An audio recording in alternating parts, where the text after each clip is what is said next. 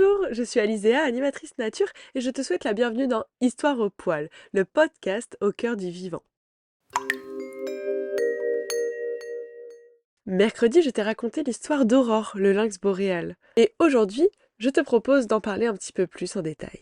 Derrière chaque empreinte, chaque regard, il y a une vie à découvrir.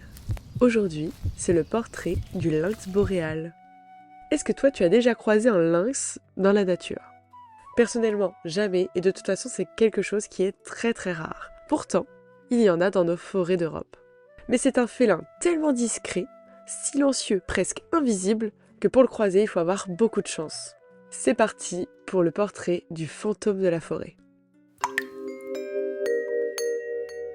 Déjà, au niveau de son environnement, le lynx vit principalement dans les forêts de montagne, les forêts denses et les zones boisées calmes avec peu de dérangements humains, on l'a vu, il aime pas trop notre présence. Et géographiquement, on le trouve en Europe de l'Est, en Scandinavie, dans les Balkans et à nouveau dans certaines régions de France parce qu'il a été réintroduit. Donc globalement, le lynx a besoin de grands territoires avec une abondance de proies et surtout de la tranquillité. Donc on l'a vu, le lynx c'est un animal qui est très solitaire, nocturne et crépusculaire. Chaque lynx possède son territoire, qu'il marque avec de l'urine, des griffures sur les arbres et parfois des odeurs. Donc les lynx ne vivent pas en groupe, ils vont se croiser seulement pour se reproduire. Cette reproduction a lieu en février-mars. Après environ 70 jours de gestation, la femelle met bas à 1 à 4 petits lynxos. Cette femelle va les élever seule pendant environ 1 an. Et pendant cette période, elle va leur apprendre à chasser, à se cacher et à survivre. Alors, au niveau de son alimentation, le lynx est un carnivore strict. Il mange surtout des chevreuils, des chamois, selon la région où il se trouve, des lièvres, des rongeurs et des oiseaux. Il chasse seul, ce qu'on a vu c'était un grand solitaire, et sa technique va être une approche lente et discrète, et il surprend ses proies par une embuscade. Donc il va pas courir longtemps, il va s'approcher doucement, au plus proche possible, et bondir au dernier moment. D'ailleurs, un lynx peut bondir jusqu'à 5 mètres. Si je vous parlais tout à l'heure que la maman lynx doit protéger ses petits et leur apprendre à survivre, c'est parce que même si le lynx adulte n'a pas forcément de prédateur, le lynxo lui va pouvoir être prédaté par le loup, l'aigle et l'ours plus rarement. Cependant, le lynx adulte va aussi être menacé par différents facteurs, la destruction de son habitat, par la construction de routes par exemple, l'urbanisation, le braconnage et la diminution de ses proies sur son territoire.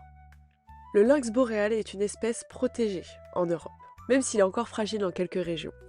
Il est essentiel pour l'équilibre des forêts, il régule les populations de grands herbivores comme le chevreuil par exemple.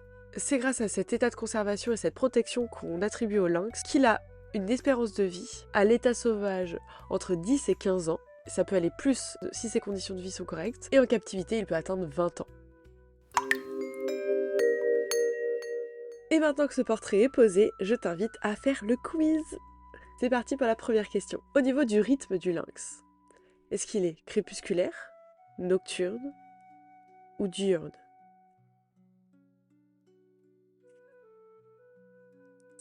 C'était une petite question piège. Il est crépusculaire et nocturne. Il va être actif pendant ces 2 moments de la journée. Deuxième question sur l'alimentation. Est-ce que le lynx est un omnivore, il mange de tout, carnivore strict, il ne mange que de la viande, ou piscivore, il pêche des poissons? C'est un carnivore strict. Et la dernière question, le lynx vit en groupe, il est grégaire. Vrai ou faux? Et oui, c'est faux. On l'a vu, le lynx, c'est un animal qui est très solitaire. Il va se rejoindre que pour les périodes de reproduction, en février-mars. Alors, t'as eu combien? Donne-moi ton score en commentaire. Et en plus de ce mini quiz, je t'invite à répondre au sondage qui est juste en dessous de la vidéo sur Spotify. Et si tu arrives à répondre en premier correctement à toutes les questions, attention, plusieurs réponses sont attendues, tu pourras choisir l'animal mis à l'honneur pour le mois prochain. Comme Clémence a choisi le lynx pour cet épisode. Alors ça vaut le coup d'essayer, non? Donc si on devait conclure sur cet animal, On pourrait dire que le lynx ne cherche pas à être vu, au contraire, il cherche à être discret et à maintenir l'équilibre. Dans chaque forêt où il vit, il joue comme un rôle de gardien invisible. Voilà, le portrait du lynx boréal est terminé. J'espère que tu en as appris un peu plus sur lui et que tu es incollable maintenant. Pense à répondre au sondage.